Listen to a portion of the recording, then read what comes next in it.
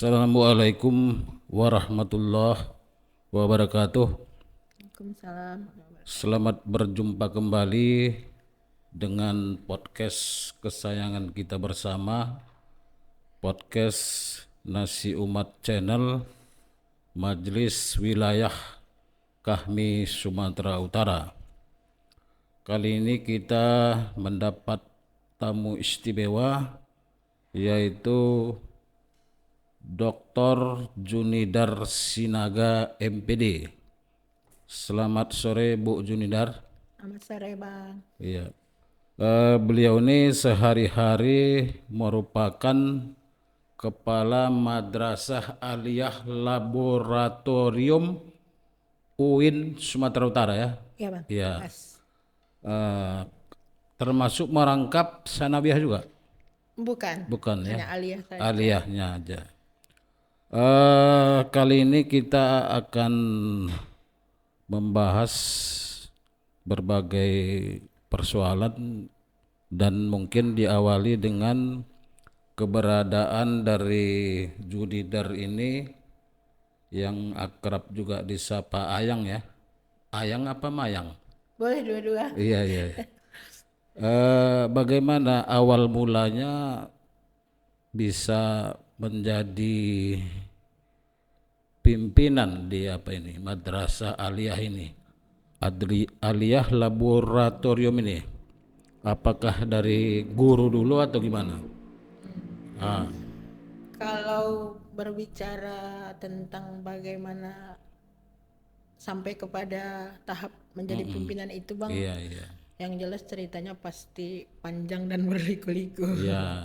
Hanya kan nggak kita singkat aja bahwa memang kalau boleh dikatakan dari awal yang paling dasar sekali, saya memang lebih menikmati seluruh jenis tugas-tugas sebagai seorang pendidik, mulai dari guru piket gitu Bang dulu kan, Iya, guru iya. piket, lanjut menjadi guru bidang studi, lalu menjadi wali kelas, pernah juga menjadi tenaga pengajar, tenaga BK, bimbingan konseling, lalu berlanjut sampai kepada wakil kepala madrasah, barulah sampai sekarang menjadi kepala madrasah.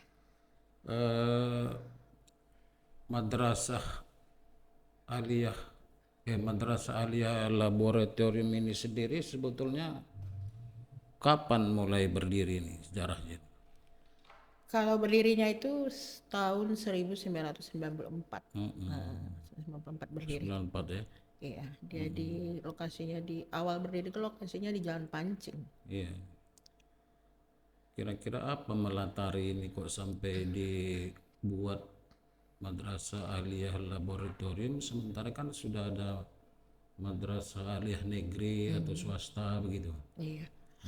Kalau bicara latar belakangnya itu Bang, para pendiri Madrasah Aliyah ini, kalau kita lihat sejarah, karena memang kan kalau saya sendiri tidak dari awal sejarah ya. Iya. Karena saya masuk di madrasah itu tahun 1997. Sementara madrasah kita ini kan berdirinya 1994. Kalau bicara kenapa itu ada, kenapa itu lahir, itu dasarnya karena kan fakultas IAIN pada waktu itu namanya kan. IAIN ini kan punya fakultas keguruan, fakultas ilmu tarbiyah dan keguruan. Secara otomatis kalau keguruan ini kan akan melahirkan guru-guru. Lalu salah satu tahapan yang akan dilalui mahasiswa ketika mereka memilih pendidikan guru, ada namanya praktek lapangan atau PPL lah ya, sering dikenal PPL. PPL ini kan kalau dia guru harus ke sekolah-sekolah gitu. Jadi mahasiswa kita itu secara tidak bisa dielakkan harus mereka melaksanakan PPL-nya di sekolah-sekolah yang ada di sekitar Medan lah terutama ya. Jadi berdasarkan itu para pendiri berpikiran kenapa tidak IAIN sendiri membuat sekolah. Paling tidak untuk persoalan kemana mereka harus praktek sudah terjawab sekian persen. Paling tidak 30-40% bisa dialokasikan di madrasah sendiri. Kalau analisa saya dari sejarah-sejarah yang sudah kita lihat selama ini, sebenarnya itu Bang dasarnya. Oh, kemudian tadi Ayang mulai mengajar di situ tahun berapa? 1997. 97, tetapi 7 tahun kemudian bisa menjadi kepala ya. 2014 kan kepalanya. Iya, Itu kan 7 tahun ya. iya. 2014 sampai sekarang. Jadi wakil kepala Bang. Ah, 2014 dari wakil kepala sebenarnya. wakil kepala. Ya, bukan kepala. Dari kepala, sejak kepala itu kapan? Sejak kapan? Kalau kepala itu sampai sekarang itu sekitar 7 tahun. 7 tahun ya. Ya tinggal hitung mundur di belakang. Ah. Kenapa bisa begitu agak cukup lama menjadi kepala, sementara kalau dilihat sejarah Madrasah Aliyah Laboratorium ini kan paling 2-3 tahun itu kepala-kepalanya ini. Ini karena Junidar berprestasi atau gimana? Kalau bicara lama waktu Bang, ada juga kepala madrasah aliyah ini sebelum saya itu ada yang juga sampai 10 tahun. 10 tahun ada juga. Siapa itu?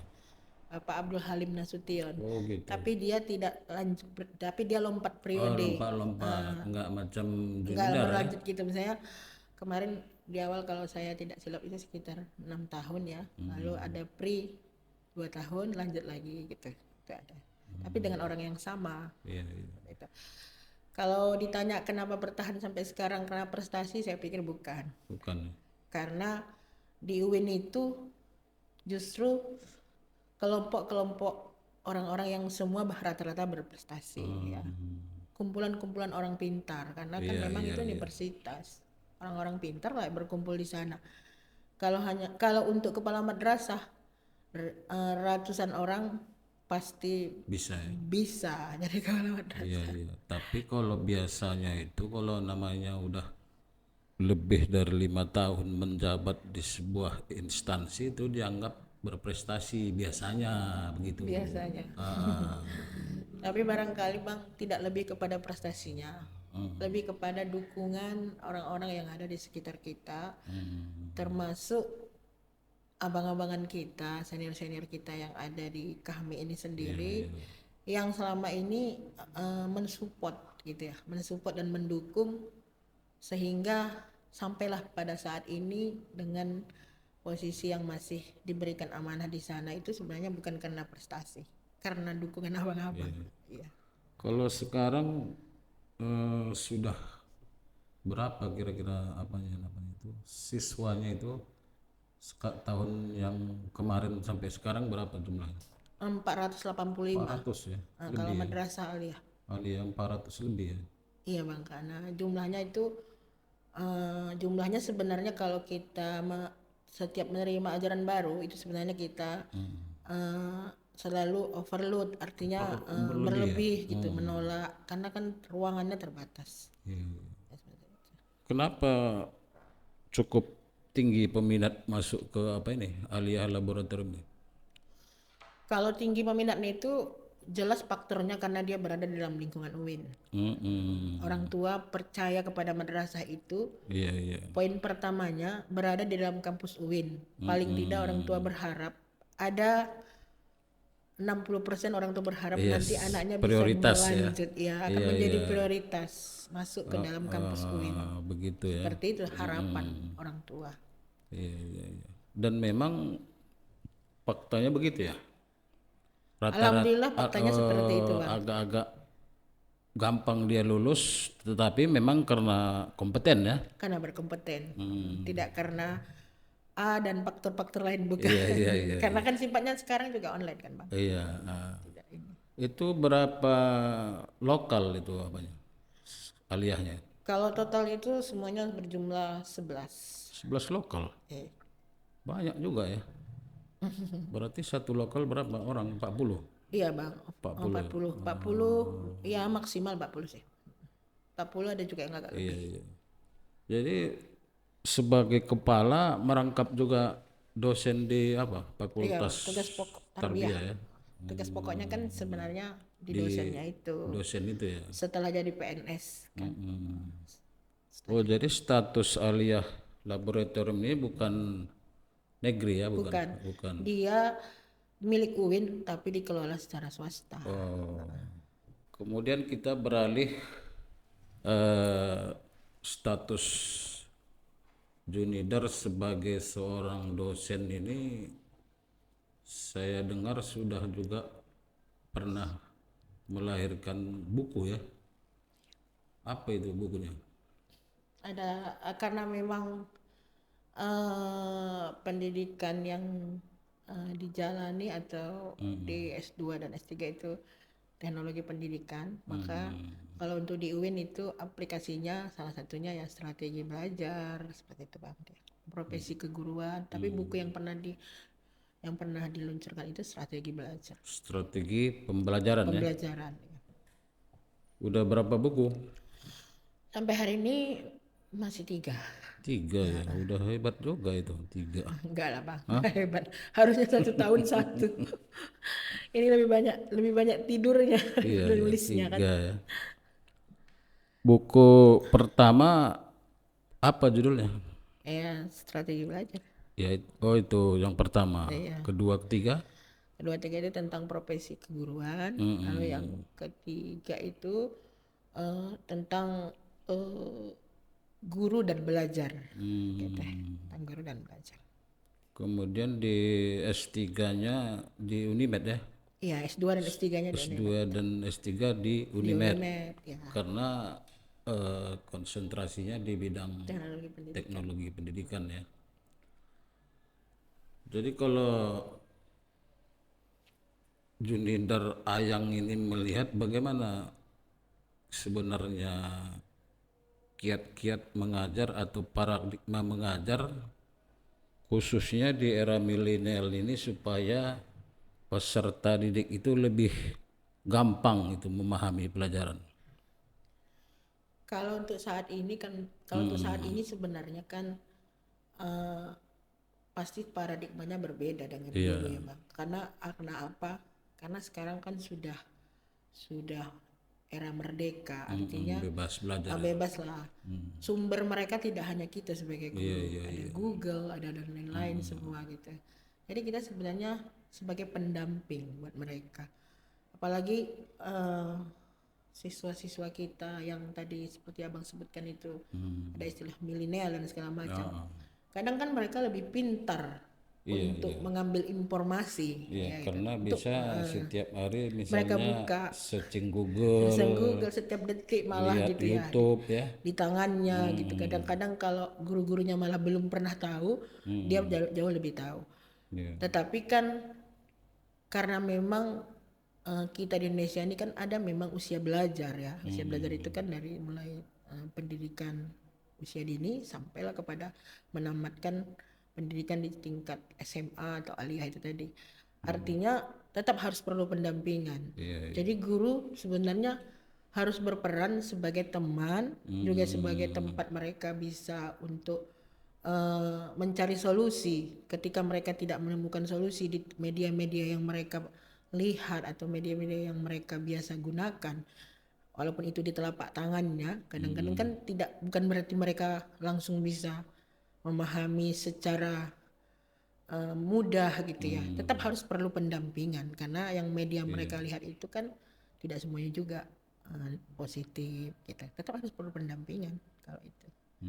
Guru harus bisa menjadi pendamping sebagai teman dan juga sebagai panutan pastinya gitu kan. Nah, kalau para siswa ini sebetulnya sudah bisa disebut pintar-pintar, bagaimana dengan gurunya sendiri? Apakah sudah bisa beradaptasi dengan semakin pintarnya murid-murid? Idealnya juga harus seperti itu kan Bang. Gitu Artinya ketika zaman ini bergerak, maka guru juga harus bergerak. Ketika siswa-siswa atau peserta didik sudah mulai mengenal tahapan demi tahapan teknologi, maka guru juga harus seiring dengan itu. Lalu kalau ketika guru tidak mau berbenah, ketika guru tidak mau meningkatkan atau mengupgrade ilmunya, maka yang akan dia dapati nanti banyak kekecewaan seperti itu sih Bang. Harus harus update lah, Kayak harus update. harus Iya, iya. mengikuti perkembangan. Paling tidak hal-hal yang memang hari-harinya siswa kita atau peserta didik itu memang sudah akrab, gurunya juga harus akrab, misalnya dengan Google, dengan hal-hal lain lah yang sifatnya Jangan dasar. sampai misalnya masih ada guru yang gaptek gitu ya. Iya, Ah, ah. kalau itu pasti kalau Bang harus. Tapi faktanya masih ada nampaknya.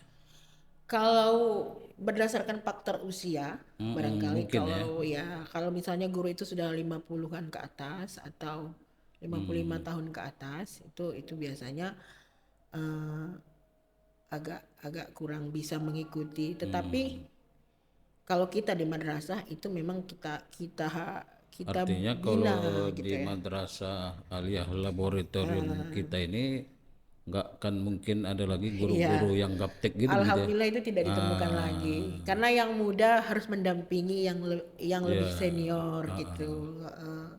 Apalagi guru-guru kita ini kan sekarang sedang, kalau yang sudah S2 itu alhamdulillah sudah banyak kan. iya, Lalu yang S3 juga sedang pendidikan S3. Jadi mereka-mereka inilah kita harapkan bisa mendampingi guru-guru yang lebih senior, yang secara usia lebih duluan, tetapi kan secara teknologi barangkali harus perlu pendampingan dan kita terus lakukan itu agar tidak ada yang tertinggal seperti itu sih Bang. Tepatnya. Jadi saran Ayang kepada para guru ini selain yang disebutkan tadi apa saja yang perlu ditingkatkan supaya bisa beradaptasi dengan situasi murid-murid kita yang sudah semakin sophisticated itu, sudah semakin canggih itu. Kalau saya barangkali Bang, kalau seperti itu apanya yang disampaikan, kalau seperti tanggapan seperti itu yang akan saya jawab sebenarnya saya sangat-sangat sederhana sih pikirnya. Artinya begini, guru itu harus mengajar dengan hati. Karena kalau tidak dengan hati, maka semuanya akan menjadi rumit. Karena kalau kita mengajar untuk melomba kecerdasan anak, itu tidak akan kita dapatkan lagi nanti nikmatnya mengajar. Apalagi kalau siswa SMA itu kan dia sudah berumur yang sudah lumayan ya, artinya 15, 16, 17 seperti itu. Iya, iya. Penguasaan teknologi di usia seperti itu zaman sekarang sangat luar biasa. Kalau ada guru-guru yang merasa tidak bisa mengejar itu, maka kan kalau tidak dari hati dia pasti frustasi. Kok lebih pintar siswa daripada saya seperti itu. Maka kalau dari hati, biasanya kalau dari hati guru ini tidak akan malu-malu juga menyampaikan kepada siswa, misalnya ibu seperti ini, ayo sama-sama kita belajar. Gitu. Artinya ungkapan-ungkapan itu kalau kita tidak meniatkan dari hati itu sulit Bang. Mengakui kekurangan itu di depan siswa itu sebenarnya luar biasa sulit. Iya, iya. Kalau kita mengajar tidak dengan hati. Mungkin karena Junidar mengajar dan memimpin madrasah ini dengan hati makanya bisa 7 tahun di kurasa ini. Atau sudah lebih 7 tahun ya. Sepertinya begitu. Kemudian selain apa namanya itu menulis yang ilmiah di buku itu, saya perhatikan Adinda Junidar ini juga punya hobi menulis hal-hal yang ringan ya, speeches gitu ya, terutama di media sosial. Itu apa yang melatarinya itu? Kalau itu Bang sebenarnya natural aja sifatnya. Artinya jujur saya bilang itu kadang-kadang mood dia ya, lagi mood gitu. Dan itu tidak bisa dipaksa. Artinya tidak bisa dipaksakan. Misalnya saya mengharuskan malam ini saya harus menulis di media sosial. Kalau saya paksakan itu sama sekali nggak bisa berjalan jari mengetiknya itu. Tapi harus tunggu mood memang. Kalau untuk menulis di media itu saya menunggu mood dulu. Media sosial itu ya. Media sosial itu saya menunggu mood. Karena Menunggu mood atau memang ada momen. Kalau saya sih menilai begini. Kita kan selalu disibukkan dengan kegiatan-kegiatan rutinitas yang sangat luar biasa padat gitu ya. iya, iya. Apalagi kawan-kawan di media sosial. Saya pahami kalau kawan-kawan yang juga intens di media sosial pasti juga kegiatannya di luar juga termasuk sibuk. Bukan berarti orang yang sering buka-buka Facebook itu dia nggak punya kegiatan, malah sebenarnya orang yang sibuk karena kan akan dia upload kegiatan-kegiatan dia gitu ya. Termasuk abang lah misalnya orang yang sangat sibuk, Artinya karena ada kegiatan maka bisa diupload. maka dia upload gitu kan bang. Tetapi kan saya perhatikan bagaimana kita muncul di media itu menulis hal yang ringan-ringan, sifatnya menghibur, tetapi tidak jauh-jauh dari kehidupan kita. Makanya saya tuh sering menulis yang berkaitan dengan kehidupan sehari-hari, tapi tunggu mood dulu baru nulis. Dan selain mood juga harus ada momen gitu, harus ada momen lah. Makanya saya sarankan selain tadi sudah menulis 3 buku ilmiah yang serius, Iya. saya kira status-status yang diupload ini pun bisa suatu saat dibukukan ya kan. Dia kan lebih kadang-kadang yang begitu-begitu lebih dibaca orang. Ayo baca ya bang. Karena dia menyentuh tadi pendekatannya dengan hati tadi. Tapi apa sih lebih terkesan kayak merepet gitu. Iya, Kadang-kadang tapi kan kadang-kadang buku-buku tokoh-tokoh itu pun dari situ yang muncul itu biasanya. karena tidak bisa saya pungkiri juga ada beberapa tulisan-tulisan di media sosial itu yang karena saya kesal gitu kan. Ada karena datang kekesalan saya tuangkan di situ, maka di situ akan terlihat juga kesombongan gitu ya. Akan ada penilaian kawan-kawan ini orang sombong ya gitu. Tapi untuk saat ini saya masih berpikir ya biar aja sombong. Yang penting saya bisa meluapkan kekesalan saya lihat media sosial, tapi tidak menyinggung orang lain seperti itu. Kalaupun ada tersinggung, ya urusan dia. Gitu. Iya. Kemudian kalau saya tidak terlalu berlebihan menyebut bahwa Kepala Sekolah Madrasah Aliyah Laboratorium UIN ini merupakan sosok yang multi talent ini. Juga dikenal sebagai suka menyanyi ya. Ini menyanyinya di mana? Atau hobi-hobi biasa aja? Atau di kondangan-kondangan aja? Kalau dulu sih awalnya memang itu salah satu kegiatan yang juga sifatnya menyalurkan bakat juga. Bukan hobi-hobi ya, bukan bakat. Kalau bakat kan berarti kan luar biasa. Ini nggak luar biasa kan, biasa-biasa aja. Menyalurkan hobi, terus pernah juga itu dijadikan seperti bisnis seperti itu. Itu pernah dilakukan karena pernah punya satu punya entertain sendiri gitu, punya peralatan musik dan segala macam itu pernah kita jalani. Sebelum menjadi dosen atau sesudah? Sebelum menjadi dosen, tapi sudah menjadi guru. Guru ya. Ya. Sebelum menjadi dosen. Iya. Lalu bagaimana prosesnya? Ini kan Junidar dari sebuah desa di apa ya? Tanjung Balai ya? Iya. Kira-kira latar belakang orang tuanya bagaimana sehingga bisa misalnya mencapai gelar doktor dari kampung ini, gimana prosesnya? Prosesnya bang sebenarnya natural aja ya. Artinya saya punya abang dan kakak yang juga lebih dulu merantau ke Medan ini ya kan. Abang-abang itu ada yang di USU gitu ya. Semua sih di USU. Jadi awalnya seperti itu, maka orang tua bilang bosan wisuda di USU terus, pingin di tempat lain. Waktu itu saya sebenarnya udah lulus di USU. Orang tua bilang ikut lagi tes IAIN karena aku bosan, karena ayah bosan, dia bilang gitu. Wisudanya di USU terus, sekali pindah kampus lah gitu. Jadi doa orang tua terkabul, pindahlah ke masuklah ke IAIN. Artinya abang-abangnya di USU ya? Iya. Dokter juga? Enggak, mereka fakultas ekonomi aja. S1? S1 aja. Berarti satu-satunya dokter di rumah ayang sendiri? Berarti yang paling hebat lah satu keluarga. Enggak. yang paling sering buat rusuh malah. Iya. Jadi dalam menjalani kehidupan sehingga bisa dianggap sudah sukses juga lah apa kira-kira acuan Junidar atau motonya itu apa? Kan orang biasanya kan ada itu, misalnya kalau Ketua Kahmi Sumut katanya khairun nas ampa'uhum linnas. Gitu ya. Kalau Junidar kepala sekolah apa itu motonya gitu maksudnya? Kalau ditanya moto, saya memang paling nggak bisa tuh Nggak bisa bang. ya. Tapi saya dari dulu selalu berpikiran seperti ini. Terkait dengan misalnya jabatan-jabatan gitu, jangan pernah kita meminta jabatan.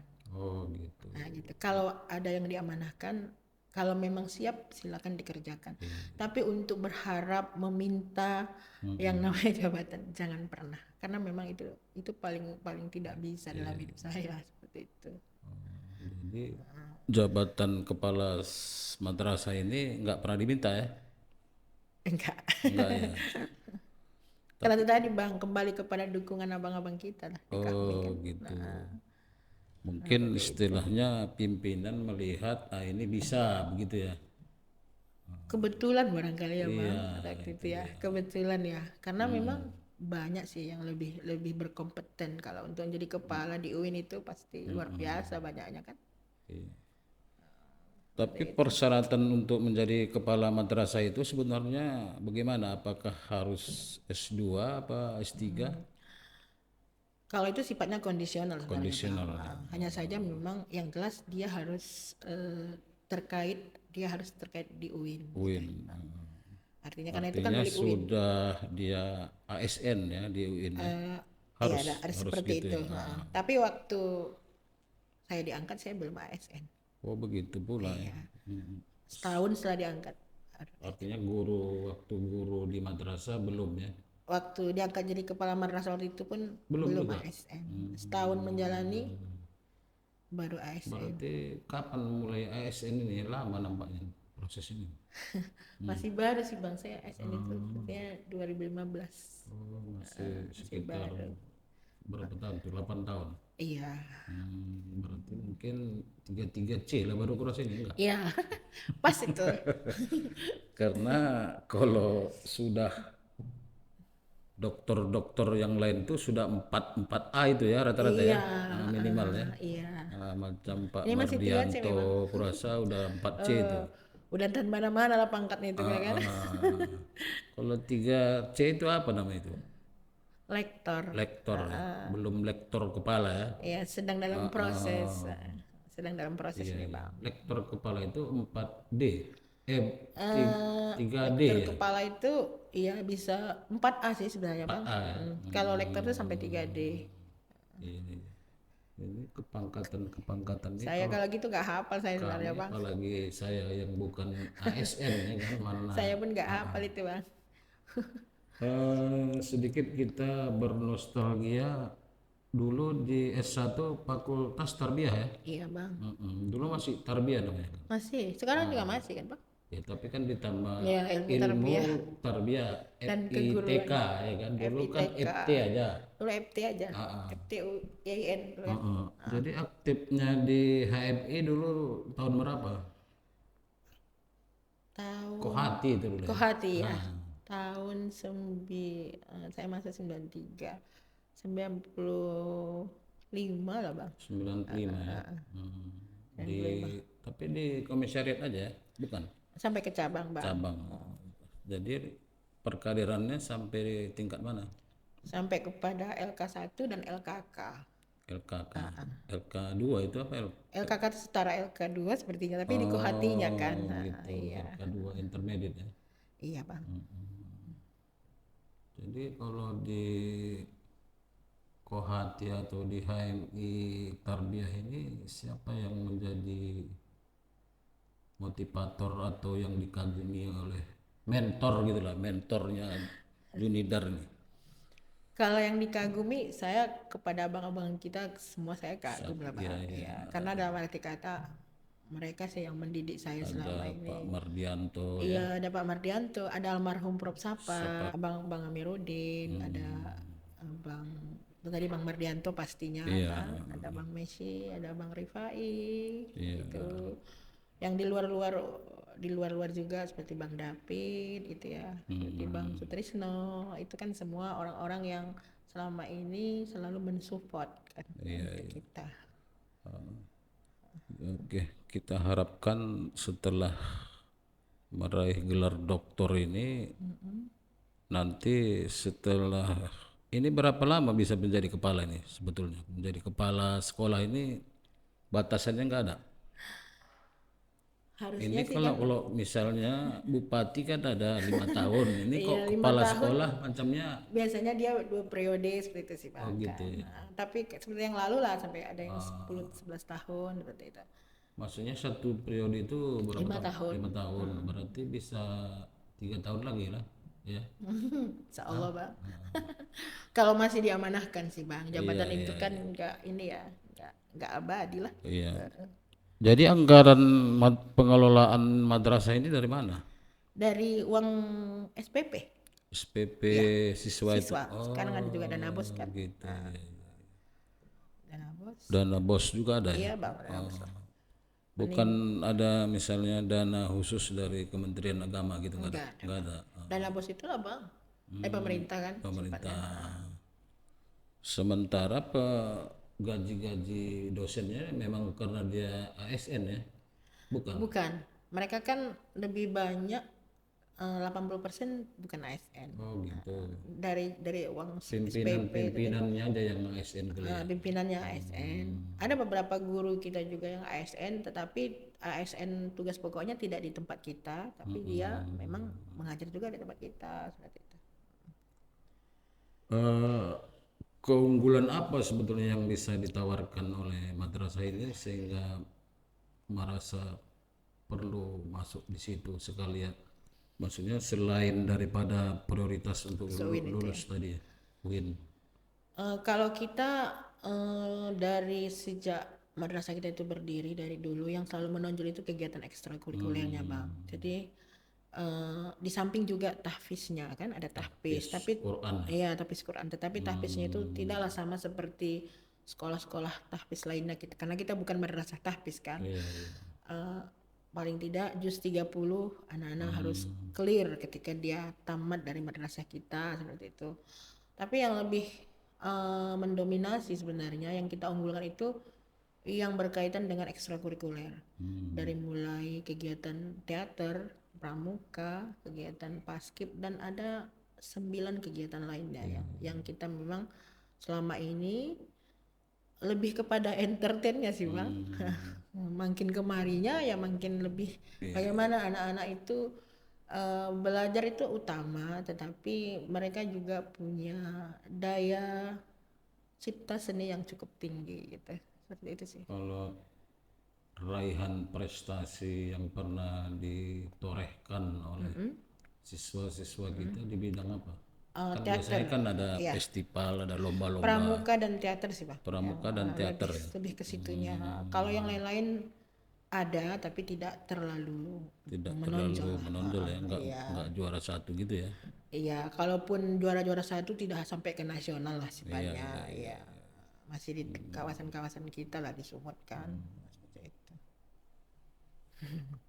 Jadi kalau sudah doktor nih jenjang berikutnya apa yang kira-kira menjadi obsesi atau semacam harapan daripada Junidar ke depan setelah tidak menjadi kepala sekolah lagi?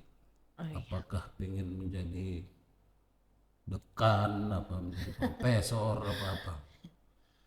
Kalau seperti itu kan Bang pertanyaannya, maka sama seperti saya bilang di awal tadi, saya jabatan itu nggak pernah meminta. Ya. Tapi kalau kita sebagai seorang akademis ya kan Bang, harus menyelesaikan tugas akademis ini sampai kepada yang terakhir, misalnya sebagai profesor.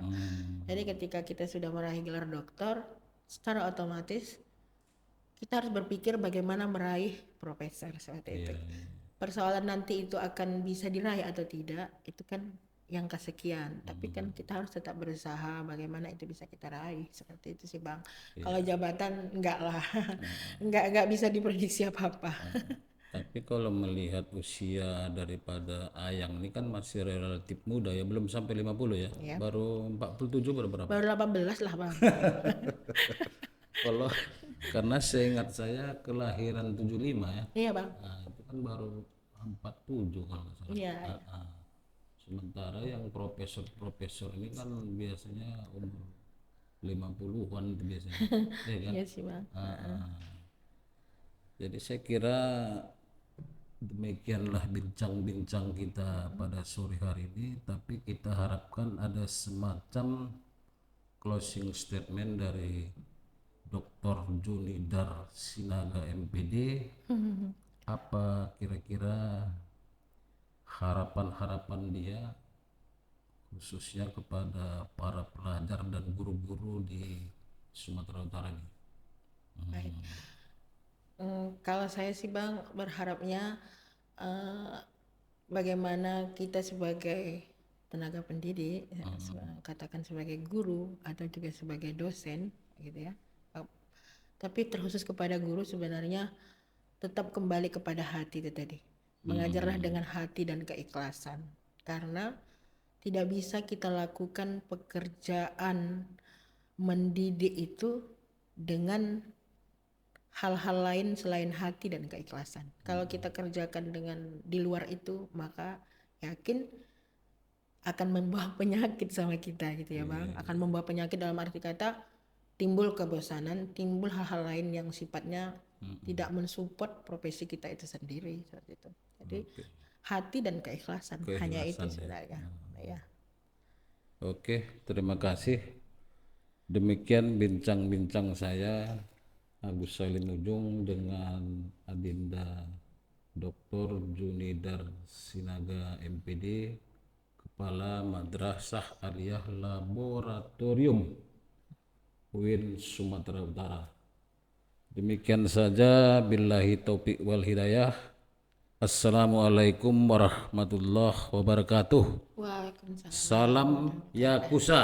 Salam Yakusa. Yakin Usaha sampai.